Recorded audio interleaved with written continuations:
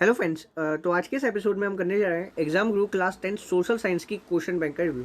दोस्तों, आज की इस वीडियो में आपको पता चलेगा कि क्या ये क्वेश्चन बैंक बोर्ड एग्जामिनेशन के लिए यूजफुल हो सकती है। वैसे मार्केट में काफ़ी अच्छी अच्छी क्वेश्चन बैंक्स अवेलेबल हैं, जैसे आप देखो Educart, exam idea, all in one और ओसवाल। फिर भी अब सवाल ये आ जाता है कि एग्जाम गुरु की क्वेश्चन बैंक क्या इन सभी क्वेश्चन बैंक से बेहतर है, या फिर इन सभी क्वेश्चन बैंक्स में से आपको कौन सी बुक बाय करनी चाहिए जिससे आप बोर्ड एग्जामिनेशन की तैयारी अच्छे से कर सको other than NCERT text book.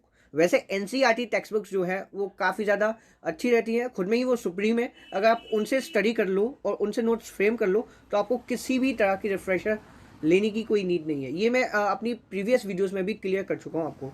तो चलिए हम देखते हैं इसके कंटेंट को, करते हैं इस बुक के कंटेंट का रिव्यू। ये है सिलेबस जो आपको अकेडमिक सेशन 2020-21 के लिए पढ़ना है। सीबीएसई ने रिड्यूस फॉर्म में सिलेबस को पेश किया है इस साल। फिर आपको एक प्रोजेक्ट वर्क मिलेगा क्लास 10 के लिए, देन ये list of map items for class 10 और ये आ जाता है कंटेंट्स। इस साल टोटल आपको 16 चैप्टर्स पढ़ने हैं सोशल साइंस के लिए। 2 चैप्टर्स आपको हिस्ट्री में पढ़ने हैं, तो 6 चैप्टर्स आपको ज्योग्राफी में, वहीं पॉलिटिकल साइंस और इकोनॉमिक्स में आपको 4 चैप्टर्स पढ़ने हैं। फिर इसमें आपको 5 सैम्पल पेपर्स मिलते हैं ऑफकोर्स प्रैक्टिस के लिए। एक मॉडल क्वेश्चन पेपर मिलेगा जिसका जो आंसर है वो एक टॉपर कैंडिडेट ने लिखा है in year 2019। CBSE board question paper मिलेगा ऑल इंडिया 2020 विद आंसर्स, और एक दिल्ली का मिलेगा विद आंसर्स। तो ये पहला चैप्टर है हिस्ट्री का, the rise of nationalism in Europe. ये आपको स्टार्टिंग में एक कॉलम मिलेगा जिसमें आपको बताया जाएगा कि इस चैप्टर में कौन कौन से टॉपिक्स कवर किए गए हैं। टोटल 5 टॉपिक्स इस चैप्टर में कवर किए गए हैं। ये आपको शुरुआत में चैप्टर चार्ट मिलता है। चैप्टर चार्ट में जो इंपॉर्टेंट टॉपिक्स रहते हैं, जो इंपॉर्टेंट इन्फॉर्मेशन रहती है, वो माइंड मैप के रूप में आपको इस चैप्टर चार्ट में कवर की हुई मिल जाती है। जैसे आप देखो the French revolution and the idea of the nation, इसके आपको 2 पॉइंट्स मिल जाते हैं। फिर the making of nationalism in Europe, इसके आपको 3 पॉइंट्स मिल जाते हैं। तो इससे आप अपना रिवीजन कर सकते हो टॉपिक्स को लर्न करने के बाद। फिर टॉपिक वाइज इसमें आपको हल्की फुल्की थोड़ी भी मिलेगी। मैं कह सकता हूँ कि एनसीईआरटी के नोट्स टाइप, ये the dream of world wide democratic and social republics exercise मिलती है जिसमें आपको ऑब्जेक्टिव टाइप क्वेश्चंस मिलते हैं, और इसमें आपको MCQs, fill in the blanks, correct and rewrite questions और भी काफ़ी तरह के क्वेश्चंस मिल जाते हैं। जैसे आप देखो ये पिक्चर और फिगर बेस्ड क्वेश्चंस, वही short answer type question, short answer type question, source based questions, और इन सभी क्वेश्चंस के आपको आंसर्स मिल जाएंगे विद हिंट्स एंड सॉल्यूशंस। तो हम पहले टॉपिक को देखते हैं इस चैप्टर के, जो कि था French revolution and the idea of the nation and the making of nationalism in Europe. तो एनसीईआरटी टेक्स्ट बुक की जो थ्योरी रहती है वो आपको यहाँ पे कंसाइज फॉर्म में एक्सप्रेस की हुई मिलती है। बेसिकली मैं कह सकता हूँ कि ये एनसीईआरटी नोट्स है। अगर इन नोट्स को आप खुद से बना लेते हो तो ये पढ़ने का कोई बेनिफिट नहीं है, क्योंकि जब आपने बना लिया तो इसको पढ़ के आप क्या करोगे। लेकिन अगर आपने अपने नोट्स तैयार नहीं किए हैं तो इन नोट्स से आप अपना रिविजन कर सकते हो। सफिशिएंट नोट्स हैं ये, मैं ये नहीं कह सकता कि बहुत कम है या फिर बहुत ज़्यादा है या फिर डिटो एनसीईआरटी है। इतने हैं कि आप अपना रिवीजन इफेक्टिव तरीके से कर सकते हो। फिर नोट्स के बाद आपको ये एक्सरसाइज मिलती है, एक्सरसाइज 1.1। इसमें आपको ऑब्जेक्टिव टाइप क्वेश्चंस में MCQs, fill in the blanks, correct and rewrite questions, match the following, arrange in sequence questions मिलेंगे। फिर उसके बाद आपको वही short answer type questions, short answer type questions जो बेसिकली 3 मार्क्स के होते हैं, और फिर आपको लॉन्ग आंसर टाइप क्वेश्चंस मिलेंगे 5 मार्क्स वाले। इन सभी क्वेश्चंस के आगे ये भी मेंशन है कि अगर ये क्वेश्चन किसी भी क्वेश्चन पेपर में आया तो किस साल आया है, और ये क्वेश्चन कहाँ से उठाया। अगर ये एनसीईआरटी से उठाया तो एनसीईआरटी आपको लिखा हुआ मिल जाएगा, एनसीईआरटी एग्जाम्पलर से उठाया तो आपको एनसीईआरटी एग्जाम्पलर लिखा हुआ मिल जाएगा, या फिर अगर ये हायर ऑर्डर थिंकिंग स्किल्स वाला क्वेश्चन तो वो भी आपको मेंशन किया हुआ मिल जाएगा। तो सभी क्वेश्चंस के आपको आंसर्स मिल जाएंगे, जो काफ़ी ज़्यादा खास बात रहती है इस बुक की।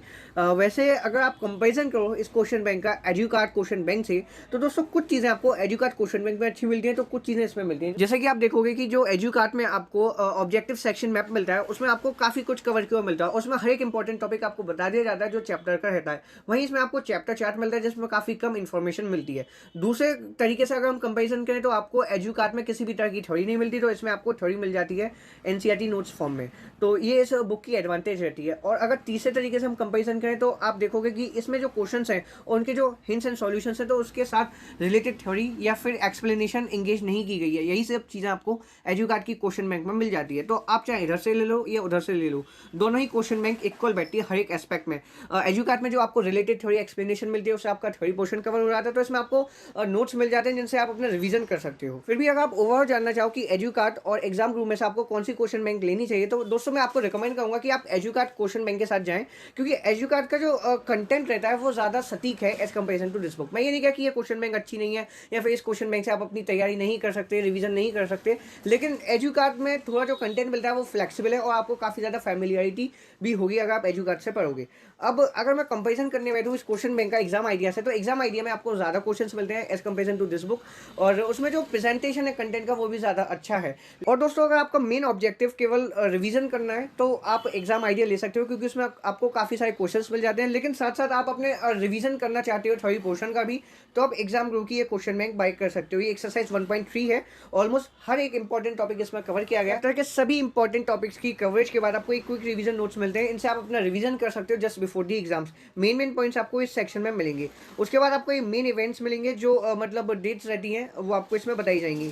फिर आपको असाइनमेंट यानी कि प्रैक्टिस के लिए क्वेश्चंस मिलते हैं, इसमें आपको objective type questions, correct and rewrite questions, picture figure based question, match the following assertion and reason based questions, very short answer type question, short answer type question, long answer type questions. इन सभी questions के solutions आपको इसमें नहीं मिलते, यानी कि ये बात तय है कि इन क्वेश्चन से आपको अपनी प्रैक्टिस करनी है।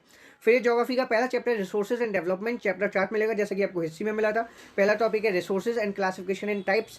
फिर इसके बाद आपको एक्सरसाइज 1.1 मिलेगी जिसमें आपको objective type question, very short answer type question, short answer type question और लॉन्ग आंसर टाइप क्वेश्चन मिलेंगे। सभी क्वेश्चन के आगे आपको ये मेंशन क्यों मिलेगा कि ये क्वेश्चन कहाँ से उठाया गया है, अगर ये किसी भी क्वेश्चन पेपर में आया है सीबीएसई के तो वो किस साल आया है। इससे आपकी काफी मदद होती है क्योंकि आपको पता चल जाता है कि सीबीएसई कैसे क्वेश्चन पूछता है बोर्ड एग्जामिनेशन में। तो अगर आप इस क्वेश्चन बैंक को बाय करना चाहो आप इसे बाय कर सकते हो। एमआरपी है इस क्वेश्चन बैंक की ₹360, लेकिन डिस्काउंटेड प्राइस पर ये आपको अवेलेबल हो जाएगी।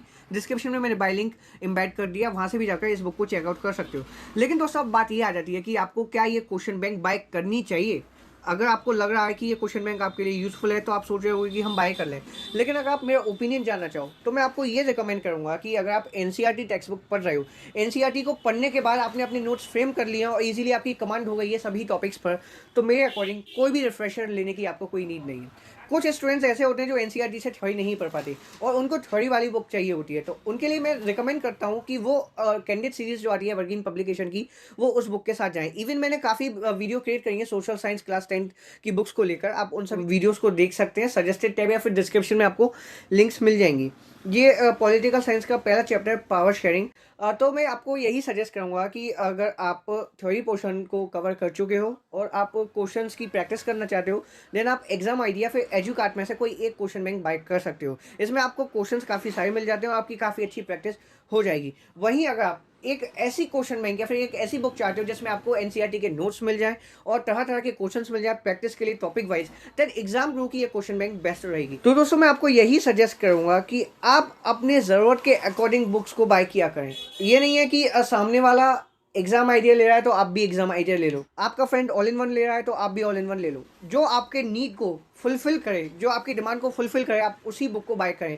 वो ऑल इन वन भी हो सकती है, एग्जाम आइडिया भी हो सकती है, एजुकार्ट भी हो सकती है, ओजवाल भी हो सकती है और इवन ये एग्जाम ग्रुप भी हो सकती है। ये आपको खुद से तय करना है। अगर आपको कोई भी डाउट हो या फिर कोई भी क्वेरी हो कि आपको आपके अकॉर्डिंग कौन सी बुक को बाय करनी चाहिए, तो आप कमेंट सेक्शन में लिख सकते हैं। मैं पूरी कोशिश करूंगा आपकी दुविधा को हल करने में। ये इकोनॉमिक्स का पहला चैप्टर डेवलपमेंट, इसमें स्टार्टिंग में आपको चैप्टर चार्ट मिलेगा, फिर टॉपिक वाइज आपको एनसीईआरटी नोट्स मिलेंगे, एक्सरसाइज मिलेगी, लास्ट में आपको क्विक रिवीजन नोट्स मिल जाते हैं। इन क्विक रिवीजन नोट्स से आपकी काफी मदद हो सकती है जस्ट बिफोर दी एग्जाम्स। और सभी चैप्टर्स की कवरेज के बाद दोस्तों इसमें 5 सैंपल पेपर्स आपको मिलते हैं। इन 5 सैंपल पेपर से आप अपनी प्रैक्टिस कर सकते हो बोर्ड एग्जामिनेशन की। आपको काफी ज्यादा कॉन्फिडेंस हो जाएगा जब आप इन 5 सैंपल पेपर्स को सॉल्व कर लोगे। आपको लगेगा कि हाँ अब आपकी प्रैक्टिस पूरी हो गई है। लेकिन आप इन सैंपल पेपर्स को तभी सॉल्व करें जब आपने अपना थ्योरी पोर्शन और रिवीजन अच्छे से कंप्लीट कर लिया हो। 5 सैंपल पेपर से आपकी काफ़ी अच्छी प्रैक्टिस हो सकती है। इसके बाद आपको एक मॉडल क्वेश्चन पेपर मिलेगा 2019 का, जिसका सॉल्यूशन टॉपर कैंडिडेट ने किया है, वो भी आपको मिल जाएगा, जिससे आप ये आइडिया लगा सकते हो कि टॉपर कैसे क्वेश्चन पेपर को अटेम्प्ट करते हैं।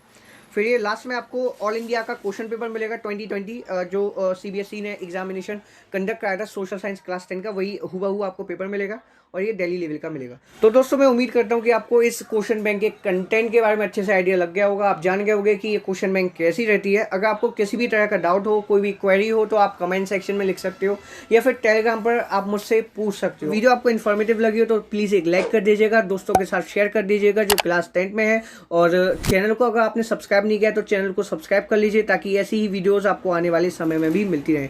चलिए मिलता हूँ एक नेक्स्ट एपिसोड में। Thank you for watching this video.